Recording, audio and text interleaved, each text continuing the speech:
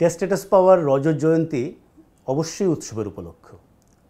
Bangladesh cricket board এটাকে ঘিরে নানা কিছু করছে সারা দেশে। আজকেও একটা বড় অনুষ্ঠান আছে মিরপুরে, সেই অনুষ্ঠান হয়তো শুরুও হয়ে গেছে। কিন্তু রজত জয়ন্তী একই সঙ্গে উৎসবের উপলক্ষ তো বটেই, একই সঙ্গে হিসেব মিলানোর একটা ব্যাপারও নয় যে টেস্ট স্ট্যাটাস পেয়েছি 25 বছর। এই 25 বছরে আসলে বাংলাদেশের কোথায় থাকার কথা ছিল আর এখন কোথায় আছে। আমি যদি আপনাকে টেস্ট স্ট্যাটাস পাওয়ার সময়কার একটা কথা মনে করিয়ে দিই, তখনকার যে বাংলাদেশ ক্রিকেট বোর্ডের সভাপতি সাবির হোসেন চৌধুরী, উনি একটা কথা বলেছিলেন যে বাংলাদেশ কেন টেস্ট স্ট্যাটাস পেয়েছে এই কারণটা। কারণ বাংলাদেশের সঙ্গে তখন কিন্তু কেনিয়ার একটা তীব্র প্রতিদ্বন্দ্বিতা, এবং জয় পরাজয়ের হিসাবে আগের 6টি ম্যাচে টেস্ট স্ট্যাটাস পাওয়ার আগে যদি আমরা 7টা ম্যাচ ধরি, কেনিয়া সম্ভবত 6টা ম্যাচে জিতেছিল 6-1 এগিয়ে। তাহলে কি হলো? হ্যাঁ, বাংলাদেশ আইসিসি ট্রফি জিতেছে, বলতে পারছি আমরা সহযোগী সদস্যগুলোর ভিতরে অফিসিয়ালি বাংলাদেশ সেরা, কিন্তু কেনিয়ার সঙ্গে তো বাংলাদেশ হারছে।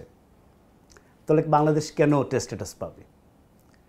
এটার যুক্তি হিসাবে সাবির হোসেন চৌধুরী, সৈয়দ আশরাফুল হক এবং জগমোহন ডালমিয়া, যিনি আইসিসির প্রেসিডেন্ট, তিনি তো একটা বড় সমর্থক ছিলেনই। বাংলাদেশ ক্রিকেট বোর্ড যে কারণটাকে সবচেয়ে বড় করে দেখিয়েছিল সেটা হচ্ছে সম্ভাবনার জায়গাটা, যে খেলার মানে হয়তো আমরা এখনই টেস্ট স্ট্যাটাস পাওয়ার উপযুক্ত নাও হতে পারি, কিন্তু এই দেশের অনন্ত সম্ভাবনা আছে ক্রিকেটের। কারণ হচ্ছে ততদিনে নানা রকম ইন্টারন্যাশনাল টুর্নামেন্ট আয়োজন করে এই দেশে ক্রিকেটের জনপ্রিয়তা প্রশ্নাতীতভাবে প্রমাণিত হয়ে গেছে। এবং সাবির হোসেন চৌধুরী ব্যক্তিগতভাবে আমাকে বলেছিলেন, আপনি যেসব শর্তের, আমি একটা আপত্তি করেছিলাম যে কেন টেস্ট স্ট্যাটাস পাবে বাংলাদেশ, এই নাই সেই নাই, অমুক নাই তমুক নাই। তো উনি আমাকে বলেছিলেন, সৈয়দ আশরাফুল হক একই কথা বলেছিলেন, যে আপনি যা যা নাই নাই বলছেন সবগুলাই মেনে নিচ্ছে, কিন্তু এই নাইগুলোকে আছে করার জন্য আমাদের টেস্ট স্ট্যাটাস দরকার। টেস্ট স্ট্যাটাস পেলে আমরা তখন বড় দলগুলোর সঙ্গে, মানে টেস্ট প্লেয়িং দেশগুলোর সঙ্গে খেলবো, টেস্ট খেলবো, আমরা প্রচুর টাকা পাবো, এগুলো দিয়ে আমাদের এই নাইগুলোকে আমরা আছে বানাতে পারবো। টাকার কিন্তু অভাব নাই ক্রিকেট বোর্ডের। সাবির হোসেন চৌধুরী, সৈয়দ আশরাফুল হক 2000 সালে যা কল্পনা করেছিলেন, 2025 সালে এসে বাংলাদেশ ক্রিকেট বোর্ডের টাকার পরিমাণ তার চেয়ে অনেক বেশি। কিন্তু ওই নাইগুলো কি আছে হয়েছে? বাংলাদেশ ক্রিকেট বোর্ড কি সত্যিকার অর্থেই বাংলাদেশ ক্রিকেট বোর্ড হতে পেরেছে? নাকি তখন যখন টেস্ট স্ট্যাটাস পেয়েছিল, যে ঢাকার ক্লাব নির্ভর একটা ক্রিকেট বোর্ড, যেটাকে আমরা ঢাকা ক্রিকেট বোর্ডও বলতে পারি, সেই অবস্থার কি খুব একটা পরিবর্তন হয়েছে? তা কিন্তু হয়নি। এখনও ক্রিকেট বোর্ডের বোর্ড অফ ডিরেক্টরসে সংখ্যাধিক্য হচ্ছে ঢাকার ক্লাবগুলোর প্রতিনিধি, যারা ক্লাবের স্বার্থ দেখে। এখনও ন্যাশনাল বোর্ড একটা, যেখানে সারা দেশের ক্রিকেট নিয়ে চিন্তা করার কথা, তারা কিন্তু ক্লাবের স্বার্থটাই তাদের কাছে এতটাই বড় যে গত কয়েক বছরে আপনারা জানেন পাতানো খেলার একটা মহোৎসব হয়ে গেছে বাংলাদেশের ঘরোয়া ক্রিকেটে, এবং সারা দেশে ক্রিকেট ছড়িয়ে দেওয়ার যে অঙ্গীকার ছিল, এটা ইন্টারেস্টিং। 97-এ আইসিসি ট্রফি জয়ের পরেই কিন্তু এটা সাবির হোসেন চৌধুরী বলেছিলেন যে ক্রিকেট বিকেন্দ্রীকরণ করতে হবে, সারা দেশে ছড়িয়ে দিতে হবে। এবং সৈয়দ আশরাফুল হক বাংলাদেশ যখন টেস্ট স্ট্যাটাস পাবে কনফার্ম হয়ে গেছে মোটামুটি, উনি আমাকে একটা সাক্ষাৎকারে বলেছিলেন যে বাংলাদেশের ক্রিকেট আজকে এই জায়গায় আসার পেছনে ক্লাবগুলোর অবশ্যই বড় অবদান আছে। কিন্তু আমরা এখন যে পর্যায়ে যাচ্ছি, উনি একটা উদাহরণ দিয়েছিলেন, আমরা আসলে পুকুর থেকে সাগরে গিয়ে পড়ছি। এখন আমাদের কিন্তু একটু নতুন করে ভাবতে হবে। সেটা কি? সেটা হচ্ছে যে ক্রিকেটটা সারা বাংলাদেশে আঞ্চলিক ক্রিকেট সংস্থা করতে হবে, আমাদের প্রচুর কোচ তৈরি করতে হবে, আমাদের প্রচুর কিউরেটর তৈরি করতে হবে, সারা দেশে এমন ফেসিলিটিস তৈরি করতে হবে যাতে সত্যিকার অর্থেই কেউ ক্রিকেটার হতে চাইলে তার যেন সেই সুযোগের অভাব না হয়। আজ যখন 25 বছর পর আমি সেই কথাগুলো আবার, আমি ইনফ্যাক্ট এই প্রোগ্রামটা, এই কথাগুলো বলার আগে আবার সেইগুলো দেখে আসলাম পত্রিকাতে, আমার অবাক লাগলো। জানেন যে 2000 সালে বলা কথা, 2002 সালে বলা কথা, 97 সালে বলা কথা, অনেকগুলো কথা যদি এখন আমি হুবহু বলি ক্যামেরার সামনে বা পত্রিকাতে তুলে দিই, আপনার মনে হবে যে এটা এখনকার কথাই আমি বলছি। মানে তখন আমরা যা যা করা উচিত বলে মানে মনে করেছিলাম, 25 বছর পরে এসেও বলতে হচ্ছে যে হ্যাঁ এই করা উচিত। মাঝখানে এতগুলো সময় গেল, টাকার কোনো প্রবলেম নাই। তাহলে প্রবলেমটা কোথায় ছিল? প্রবলেমটা হচ্ছে সদিচ্ছার, ক্ষমতা কুক্ষিগত করে রাখার। এটা তো সহজ হিসাব, এটা কোনো রকেট সায়েন্স না। সারা পৃথিবীর ক্রিকেটের দিকে তাকালে আমরা বুঝবো যে ক্রিকেটটা হবে আপনার, যদি আমরা আঞ্চলিক ক্রিকেট সংস্থার কথা বলি, আজকে ভারত কোথা থেকে এত বড় একটা শক্তি হলো? ভারত শুধুমাত্র প্রচুর টাকা পয়সা, আইপিএলে টাকার বন্যা, তারা ক্রিকেট বিশ্ব টাকা দিয়ে ডমিনেট করছে, হাজার অভিযোগ করি আমরা, কিন্তু ক্রিকেটিং জায়গাগুলো দেখেন, তারা ক্রিকেটিং জায়গাগুলোতে কোথায় গেছে? তারা যেটা করেছে সারা দেশে প্রচুর ইনভেস্ট করেছে অবকাঠামোর পিছনে, খেলোয়াড়দের পিছনে। ক্রিকেট থেকে তারা যে টাকাটা পেয়েছে সেটা আবার তারা ক্রিকেটেই ফেরত দিয়েছে। আর আমরা কি করেছি? আমরা গর্ব করে বলেছি আমাদের ব্যাংকে 900 কোটি টাকা আছে, আমাদের ব্যাংকে 1000 কোটি টাকা আছে। আমি জানি না এখন সর্বশেষ অঙ্কটা কত। তো এই 900 কোটি টাকা ব্যাংকে রেখে আমি কী করব? এই টাকাটা তো আমার ক্রিকেটের উন্নয়নে কাজে লাগাতে হবে। আজকে কেন রাজশাহীতে, খুলনাতে, বরিশালে, আমি চট্টগ্রামে, আমি যদি নাম বলতে থাকি, ময়মনসিংহে, প্রতিটা জায়গায় একটা প্রপার ফেসিলিটিস তৈরি হবে না যেখানে ক্রিকেটাররা ইচ্ছামতো অনুশীলন করতে পারবেন? কেন ঘরোয়া ক্রিকেটটা এমন কম্পিটিটিভ হবে না যেখানে খেলোয়াড়রা সত্যিকার অর্থে নিজেদের আন্তর্জাতিক ক্রিকেটের জন্য প্রস্তুত করতে পারবেন?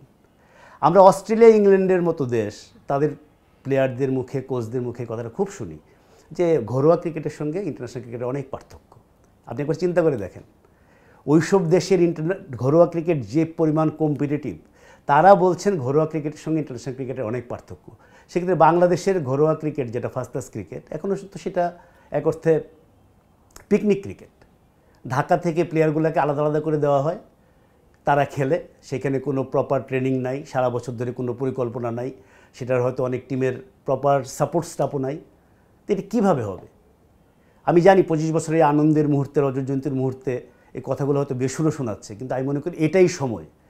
আবার এটাই সময় বলতে গিয়ে মনে হচ্ছে এটার সময় তো আমি 5 বছর আগে বলেছি, 6 বছর আগে বলেছি, 10 বছর আগে বলেছি, এই বলেই যাচ্ছি। হয়তো আমি কে জানে, হয়তো আবার 5 বছর পরে আমি হয়তো আবার বলবো যে এটাই সময়। তো সারা দেশে ক্রিকেট বিকেন্দ্রীকরণ করা ছাড়া, যে দেশে ক্রিকেট এত জনপ্রিয়, ভারত আর বাংলাদেশে যদি আপনি ক্রিকেট পাগলামির কথা বলেন, খুব বেশি পার্থক্য আমি দেখি না। তা আপনার মূল কাজটা কি? আপনার মূল কাজটা হচ্ছে প্রপার ফ্যাসিলিটিস দেওয়া, এক্সপোজার দেওয়া, সুযোগ করে দেওয়া, যাতে প্লেয়াররা খেলতে পারে। তারপরে যখন প্রতিভা আসে, যার প্রতিভা আসে, সে অটোমেটিক উঠে আসবে।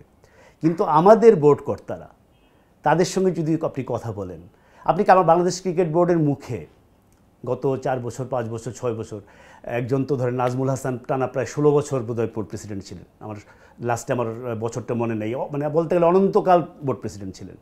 আপনি কখনো শুনেছেন যে কোনো একটা নির্দিষ্ট লক্ষ্যমাত্রার কথা, যে আমরা 5 বছর পরে বা 10 বছর পরে আমরা নিজেদের এই জায়গায় দেখতে চাই?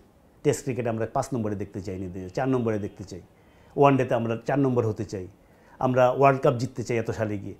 আপনি চাইলেই হয়তো হবে না, কিন্তু আপনি প্রথমে তো লক্ষ্য ঠিক করবেন যে আমি এটা চাই, তারপর আপনি টিক দিবেন যে এটা করতে গেলে আমাকে কী কী করতে হবে।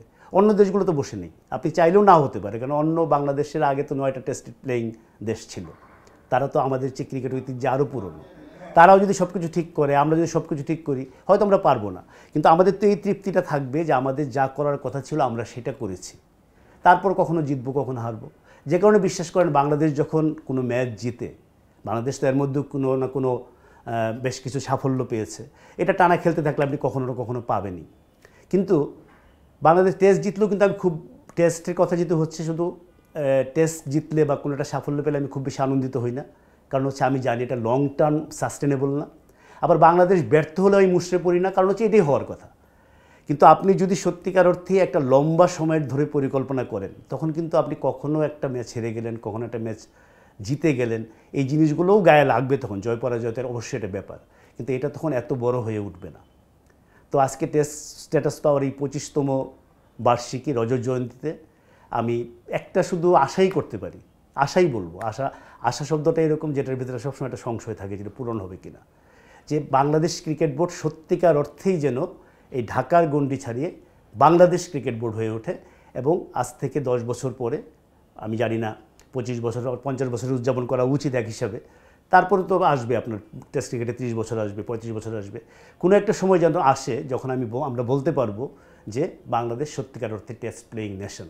এটা এই কারণে গুরুত্বপূর্ণ, এটি কিন্তু ক্রিকেট কালচারের ব্যাপার। আপনি যখন এই আঞ্চলিক ক্রিকেট সংস্থা করবেন, ফার্স্ট ক্লাস ক্রিকেটে সত্যিকার একটা প্রফেশনাল ভাবে চালাবেন, খেলাগুলো কম্পিটিটিভ হবে, হোম অ্যান্ড ওয়ে এক দল আরেক দলের সঙ্গে খেলবে, আপনার দর্শকের রুচি উন্নত হবে, খেলোয়াড়রা একটা অন্য মানসিকতায় বড় হবে, পুরো দেশেরই কিন্তু ক্রিকেটটা বদলে যাবে। এখন যে একটা হুজুগে ক্রিকেট চলছে, এবং ক্রিকেট নিয়ে আপনি সাংবাদিকতার ক্ষেত্রেও দেখবেন যে যত না ক্রিকেটের খবর, তার চেয়ে হচ্ছে ক্রিকেটের বাইরের খবর, মাঠের বাইরে এই হয়েছে, অমুক হয়েছে, অমুকে এই বলেছে, অমুকের সাথে কথা বলে না, অমুকে কাত হয়ে হেঁটেছে, তমুকে রাতে ঘুমায় নাই, মানে বলতে গেলে এটা আসলে মানে নিজেরই লজ্জা লাগে। এগুলো থেকে মুক্তি পাওয়ার পথ হচ্ছে একটাই, সত্যিকার অর্থে টেস্ট প্লেয়িং নেশন হতে হলে কী কী করতে হবে তার একটা লিস্ট করে ওগুলো টিক চিহ্ন দেওয়া। আদৌ কি হবে আমি জানি না।